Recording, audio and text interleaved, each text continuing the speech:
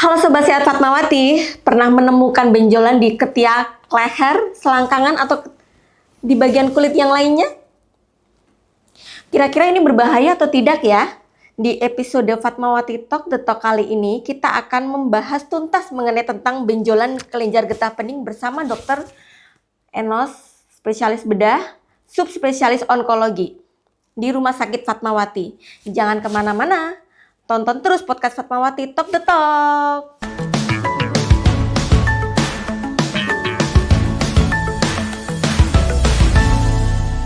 Dokter, sobat sehat kita pasti ada yang bertanya-tanya ketika ada muncul benjolan di leher, entah itu di leher, kemudian di selangkangan, di kulit, di tangan. Nah, itu banyak sekali ya yang sobat sehatnya itu merasa khawatir, aduh ini kenapa, gimana?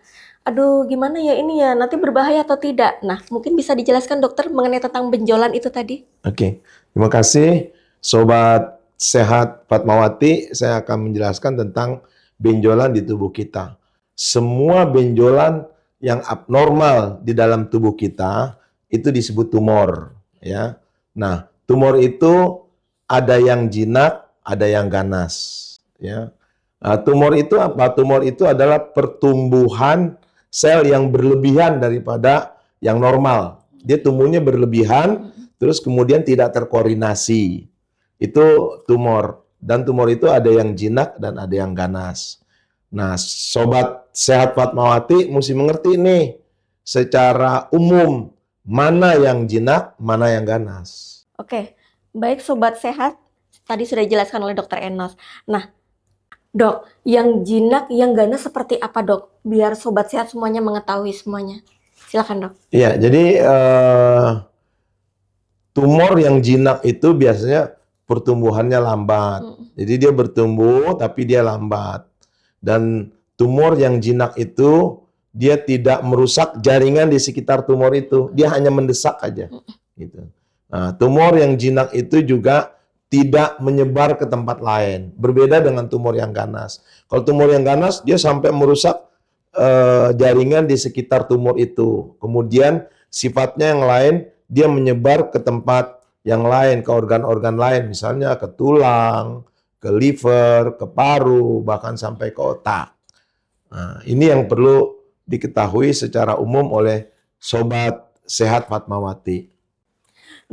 Dokter, tadi sudah dijelaskan ya mengenai tumor jinak dan tumor ganas, bahwa tumor ganas itu adalah tumor yang dapat menyebar ke seluruh tubuh. Contoh-contohnya nih dok, apa saja nih tumor jinak, apa itu salah satu contohnya, atau tumor ganas itu yang seperti apa saja? Banyak kan ya. Oke. Tumor ganas itu sebetulnya dibagi lagi menjadi tumor yang solid dan yang non solid. Kalau yang non solid itu kayak leukemia gitu ya. Kalau tumor yang solid itu ya semua benjolan yang ada di dalam tubuh kita itu yang solid, yang berbentuk di dalam tubuh kita. Kemudian tumor-tumor apa saja pertanyaannya yang ada di dalam tubuh kita. Nah, tumor yang jinak itu mulai dari tumor kulit, bisa tumor jinak kulit ya, seperti tai lalat, itu masuk tumor juga ya yang jinak. Kemudian tumor jinak yang lain di bawah kulit seperti tumor lemak yang jinak ya, atau tumor-tumor lain yang ada di dalam tubuh kita, tumor payudara jinak bisa juga ya, atau tumor-tumor karena kongenital misalnya yang ada di leher ya, itu ada yang disebut dengan limfangioma, ada yang disebut dengan kista, kis cleft branchial cleft kis ya, branchial cleft kis, terus kemudian kista ductus thurosus di daerah leher. Nah, itu adalah tumor-tumor jinak. Tetapi kalau tumor-tumor yang ganas itu bisa terjadi pada organ-organ tubuh kita.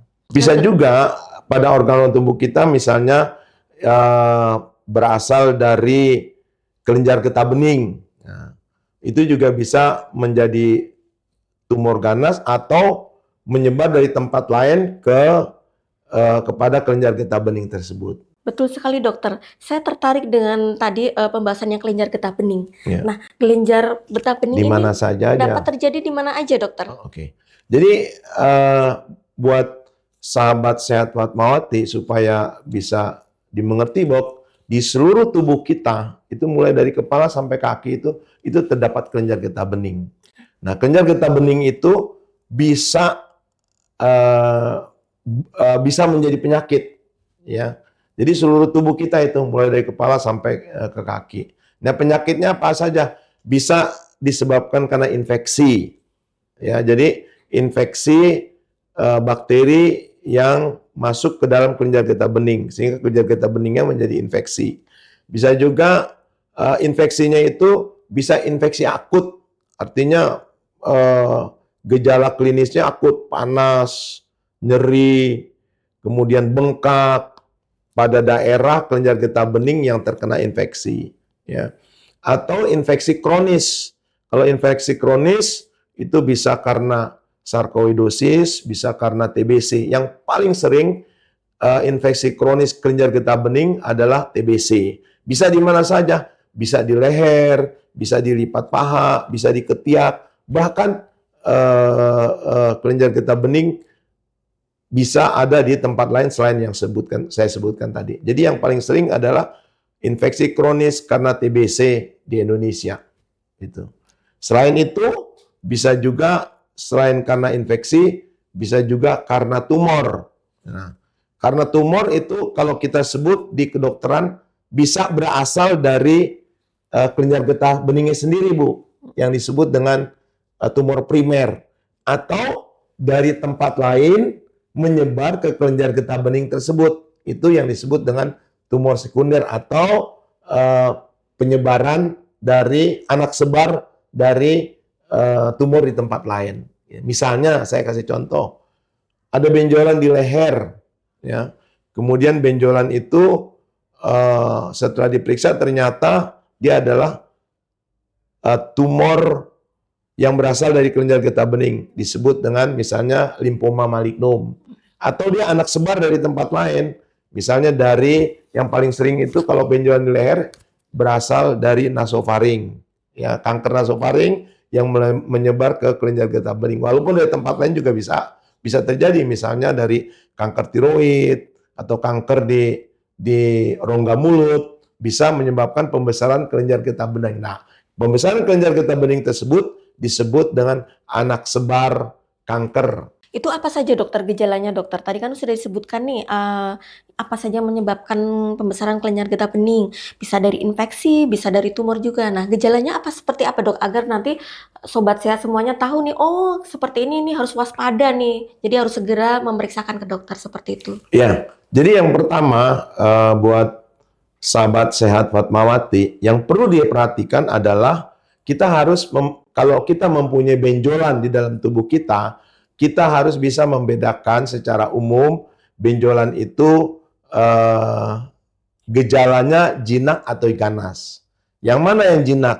Yang jinak itu kalau pertumbuhannya lambat, ya.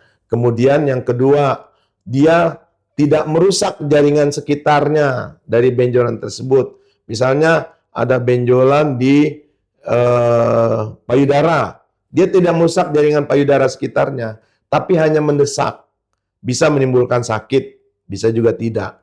Yang ketiga, yang paling khas, dia tidak menyebar.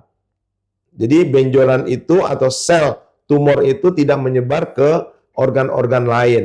Berbeda dengan kalau benjolan itu ganas. Nah, sahabat sehat Fatmawati harus juga bisa mengerti secara umum benjolan yang bersifat ganas. Satu, benjolannya itu keras kalau diraba, ya, cepat membesar, batasnya kadang-kadang tidak tegas, permukaan dari benjolannya tidak licin, ya.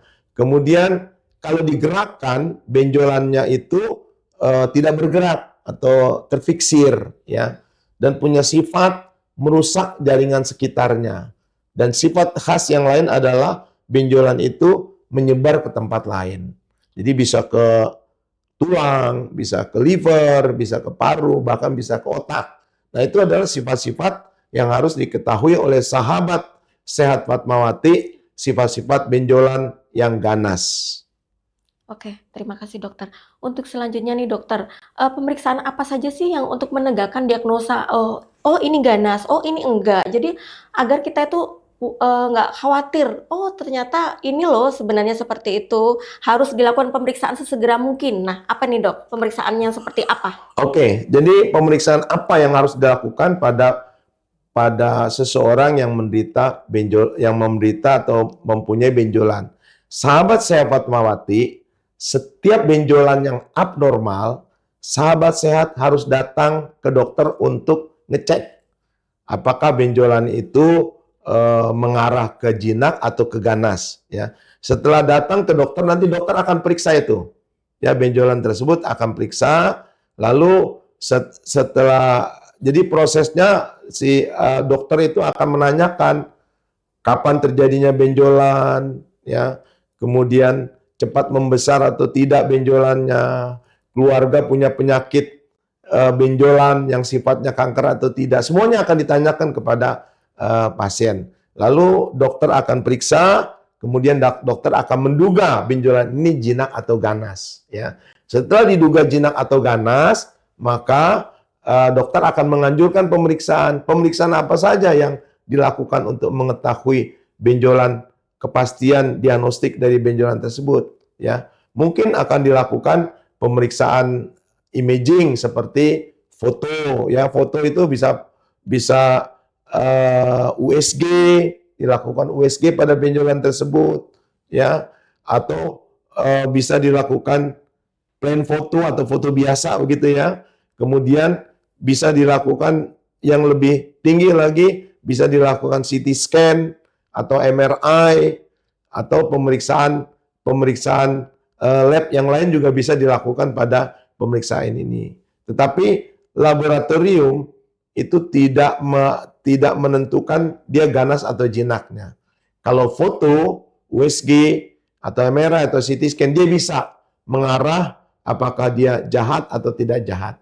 Kemudian tahapan selanjutnya adalah setelah dilakukan imaging, kemudian mengarah kemana nih benjolan itu. Kalau dia mengarah kepada suatu keganasan, ya, maka harus dilakukan biopsi untuk memastikan apakah benjolan tersebut ganas atau tidak. Ya, jadi biopsi itu ditujukan dengan cara mengambil sampel, kemudian diperiksakan oleh ahli patologi anatomi secara mikroskopik, nanti akan keluar hasilnya ganas atau tidak ganas. Gitu. Nanti langkah selanjutnya ada pemeriksaan yang namanya imunohistokimia. Ya, itu nanti selanjutnya bisa diterangkan kepada pasien oleh dokternya. Dari beberapa pemeriksaan tadi untuk menegakkan diagnosisnya tadi dok, yang paling bikin mungkin sobat sehat semuanya khawatir itu adalah satu ya dok ya, biopsinya, karena dilakukan di ruang operasi ya dok ya. Iya seperti itu. Nah beberapa ada yang mengatakan nih dok, jangan dibiopsi nanti malah justru akan menyebar. Nah apakah itu benar dok, yang anggapan beberapa masyarakat seperti itu? Iya, sahabat sehat Fatmawati, biopsi itu tidak selalu harus dilakukan di ruang operasi. Biopsi bisa dilakukan di poliklinik, ya, dan tindakannya juga sederhana dengan bius lokal, ya. Kalau kecuali untuk kasus-kasus tertentu, misalnya tumornya dalam di dalam tubuh, itu perlu bius umum. Tapi pada tumor-tumor yang kelihatan di luar biasanya dilakukan biopsi lokal. Nah, seringkali pasien atau orang awam mengatakan nanti kalau di biopsi tambah menyebar. Kalau di biopsi kemudian kalau di biopsi dan tidak dilakukan pengobatan, nah itu bukan menyebar sebetulnya, tapi bisa menjalar ke sekitarnya, tapi tidak menyebar, menjalar ke sekitarnya. Nah, tapi kan setelah di biopsi kita melakukan pengobatan. Sementara biopsi itu adalah sangat perlu untuk menentukan pengobatan itu, gitu. Jadi tanpa di biopsi, kemudian keluar hasil patologi anatominya, nggak mungkin kita dokter bisa melakukan pengobatan, dan tidak mungkin asuransi BPJS memberikan pengobatan pada pasien-pasien yang diagnostiknya atau belum dilakukan biopsi. Itu nggak mungkin. Jadi tetap biopsi harus dilakukan untuk menentukan dia jinak atau ganas. Gitu, Bu. Oke, baik dokter, terima kasih. Untuk selanjutnya dokter, dari sekian banyak pemeriksaan tadi, kira-kira bisa nggak ya dok dilakukan di Fatmawati dok? Agar sobat sehat semuanya mengetahui nih, oh saya mau ke Fatmawati deh karena bisa melakukan pemeriksaan ini. Iya. Jadi Rumah Sakit Fatmawati ada rumah sakit tipe A, di mana fasilitasnya lengkap, dokter-dokter yang menangani juga lengkap dengan kualifikasi subspesialis. Ya. Jadi sahabat sehat Fatmawati bisa datang ke rumah sakit ini, baik menggunakan fasilitas BPJS, menggunakan asuransi, atau bayar mandiri. Tapi dan kalau datang ke rumah sakit akan ditangani dengan paripurna, ya. Semuanya pemeriksaan dapat dilakukan di Rumah Sakit Fatmawati, mulai dari pemeriksaan dokter yang lengkap, kemudian pemeriksaan imaging seperti yang saya katakan tadi, USG, CT scan, MRI dengan tingkat kualitas yang baik. Rumah Sakit Fatmawati sudah tersedia. Dokter, ini kan tadi sudah dijelaskan ya mengenai pembesaran kelenjar getah bening yang mengarah ke keganasan. Nah, itu ciri-cirinya seperti apa, Dok? Oke, jadi kalau kelenjar getah bening itu menjadi tumor, ya, jadi bukan karena penyebaran dari tempat lain, jadi kelenjar getah beningnya sendiri menjadi tumor, itu kita sebut dengan limfoma malignum. Limfoma malignum. Ya, nah gejala-gejalanya itu limfoma malignum itu ada yang bergejala, ada yang tidak bergejala. Jadi sahabat sehat Fatmawati mesti tahu setiap benjolan ya di dalam tubuh kita yang berasal dari kelenjar itu harus diperiksakan oleh dokter. Karena biasanya permulaan itu tidak bergejala atau ada yang tidak bergejala. Jadi harus diperiksakan ke dokter ya. Nanti dokter akan periksa. Nah, gejalanya kalau yang bergejala apa? Biasanya penurunan berat badan 10%. Jadi ada benjolan, baik benjolan itu di leher atau di ketiak atau di lipat paha ya. Yang merupakan pembesaran kelenjar getah bening kalau disertai dengan penurunan berat badan 10% dalam 6 bulan. Kemudian sering meriang-meriang. Nah, itu harus hati-hati dipikirkan kemungkinan adalah limfoma malignum yang tipe yang bergejala ya. Nah, ini harus dilakukan biopsi gitu untuk menentukan kepastian diagnostiknya. Untuk selanjutnya nih, sobat sehat, mungkin ada yang bertanya-tanya ya, boleh nggak sih dipijit-pijit itu dok? Dipijit-pijit, dipegang-pegang, dengan harapannya mungkin akan membuatnya mengecil. Iya, ya sahabat sehat Fatmawati. Jadi yang perlu diperhatikan setiap benjolan yang tidak normal di dalam tubuh kita. Yang pertama, jangan diobati sendiri. Jangan obat herbal. Ya. Betul. Ya, jadi harus seperti yang saya katakan tadi harus datang ke dokter untuk diperiksakan, ya. Tidak boleh dipijit-pijit sendiri, ya. Karena kalau dipijit-pijit justru dia akan benjolan itu akan sel-selnya itu akan bergerak menyebar ke sekitarnya. Nah, itu yang tidak boleh dilakukan, ya. Jadi harus datang ke dokter untuk diperiksakan dan kemudian dilanjutkan dengan pemeriksaan-pemeriksaan yang lebih lanjut. Nah, oke, baik. Itu tadi ya sobat sehat ya, bahwa benjolan nggak boleh dipijit-pijit atau diobatin sendiri, karena malah akan justru beresiko untuk menyebar ya dok ya, lari kemana-mana ya itu sel-selnya ya, seperti itu. Sobat sehat ingin bertanya mungkin dok ya, apakah semua pembesaran kelenjar getah bening ini harus dioperasi dok? Oke, ini pertanyaan yang awam yang sering disampaikan ya sahabat sehat Fatmawati. Apakah semua benjolan harus dioperasi? Ya, jadi benjolan karena tadi sudah dikatakan benjolan karena pembesaran kelenjar getah bening itu kan bisa karena infeksi. Kalau karena infeksi tidak perlu dioperasi, bisa diberikan, cukup diberikan dengan pemberian antibiotik saja, gitu. Ya disertai dengan obat-obat yang lain, misalnya kalau panas, kalau sakit dikasih anti sakit, ya. Yang kedua, kalau dia tumor kelenjar getah bening, itu juga tidak harus dioperasi. Kalau tumor kelenjar getah bening karena limfoma malignum, biopsi dulu. Jadi harus dibiopsi, bukan dioperasi ya. Diambil sampel, kemudian diperiksa. Kalau limfoma malignum tidak perlu dioperasi, sebesar apapun benjolan itu. Terapinya adalah dilakukan pemberian kemoterapi, gitu. Tapi kalau benjolan itu disebabkan karena penyebaran dari tempat lain, seperti yang saya bilang tadi, misalnya dari nasofaring, kanker nasofaring menyebar, itu juga harus dibiopsi, ditentukan yang dari nasofaringnya dan dari kelenjar getah beningnya, ya. Nah, kalau misalnya itu pengobatannya untuk benjolan seperti itu tuh bisa dengan kemoterapi, radiasi, dan kalau perlu dilakukan operasi bisa. Jadi tidak semua benjolan pembesaran kelenjar getah bening itu harus dioperasi. Begitu, Mbak. Oke, baik, terima kasih dokter. Nah, sobat sehat semuanya sudah mengerti ya. Sudah jelas, sangat jelas sekali dijelaskan oleh dokter Enos tadi bahwa tidak semua ya pembesaran kelenjar itu benjolan itu harus dioperasi. Jadi harus dilakukan pemeriksaan lengkap dulu, pemeriksaan penunjang untuk penegakan diagnosis tersebut. Begitu ya dok ya? Iya. Oke dokter, mungkin ini ada pesan-pesan khusus closing statement untuk sobat sehat semuanya agar sobat sehat semuanya itu dan masyarakat pada umumnya itu mengetahui tindakan apa saja yang harus dilakukan ketika muncul benjolan tersebut.